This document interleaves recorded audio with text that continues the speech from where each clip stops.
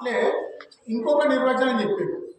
సజాతీయ విజాతీయ స్వగత భేద రహితం బ్రహ్మ అని చెప్పారు. దీన్ని కూడా మనం విచారం చేయాలి. దీన్ని విచారం చేసినప్పుడు ఏది సత్యమైన వస్తువో తెలుస్తుంది. అంటే స్వజాతీయ అంటే ఒక జాతి ఏదైతే ఉందో, మనం మానవులో ఉన్నాం. మానవులో ఒక జాతి, పశువులు ఉన్నాయి, పశువులు ఒక జాతి, లేదా చెట్లు ఉన్నాయి, చెట్లు ఒక జాతి. ఇప్పుడు మన జాతికి ఆ చెట్లు అనే జాతికి తేడా ఉన్నది కదా, కాబట్టి తేడా ఉంది. ఇదేంటిది? స్వజాతీయ, ఒక జాతిలో తేడా ఉన్నది. అంటే ఒక విజాతీయ అంటే వేరు వేరు జాతులు. ఇప్పుడు మనం చూసినాం కదా రెండు వేరు వేరు అని.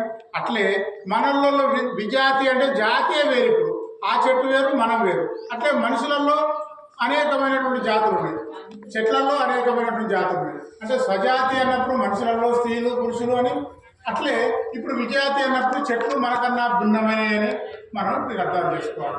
లేదు, జీవ జంతువులలో కనుక చూసుకున్నట్టయితే చెట్లు కేవలం ప్రాణం మాత్రమే ఉన్నది. వాటిని మనం